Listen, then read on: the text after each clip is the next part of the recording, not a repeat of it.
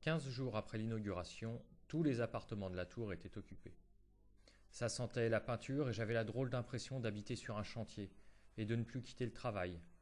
Je redoutais sans cesse de buter sur mon chef avec sa gitane maïs. Mais nous n'étions pas peu fiers. Le gardien avait son propre appartement au rez-de-chaussée. Il toisait les portugaises et les corésiennes qui tenaient les loges de Passy. Le 16e étage en ascenseur, ça prend du temps. On a l'impression de retourner dans le métro.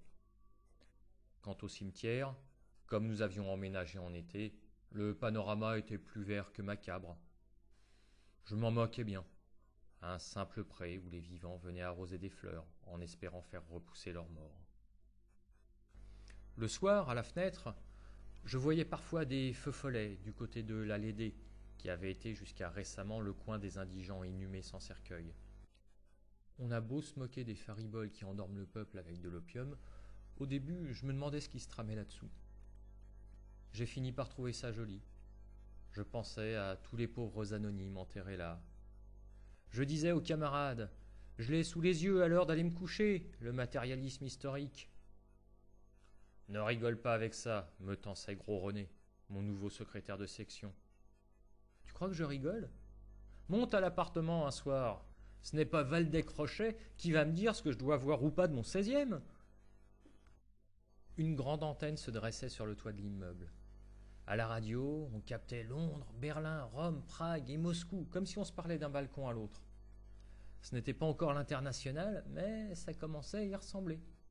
Vers la même époque a eu lieu la première retransmission en direct d'un match de football à la télévision, peut-être bien France-Belgique. À la mi-temps, tout le monde a eu le même réflexe bien naturel. Le conduit était trop étroit, le concierge a eu l'air monté au rez-de-chaussée. Le premier incident que connaissait l'immeuble. Nous avons appris que ça arrivait partout, dans toutes les nouvelles tours. Les paquebots pour les riches, on les baptise au champagne. Les immeubles pour les prolétaires, à la... Je dis ça maintenant.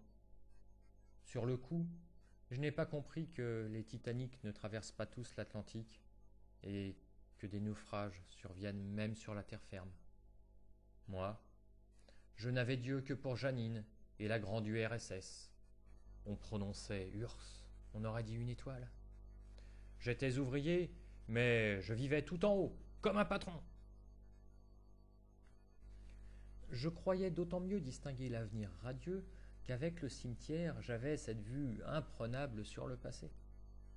Dire que j'allais sans doute assister à ça de mon vivant, l'avènement du communisme en France et la solidarité entre tous les ouvriers, qui sait, peut-être même avec les anarchistes.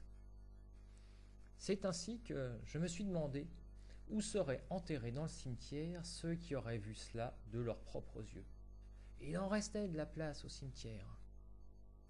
Je me suis mis à effectuer mes petits calculs, à observer la progression des allées. Combien de trous par mois, par an? Combien de mètres gagnés?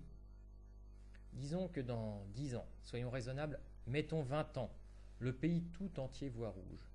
Où en seraient les allées? Et puis, c'est venu naturellement. On a beau être communiste, on pense aussi à soi.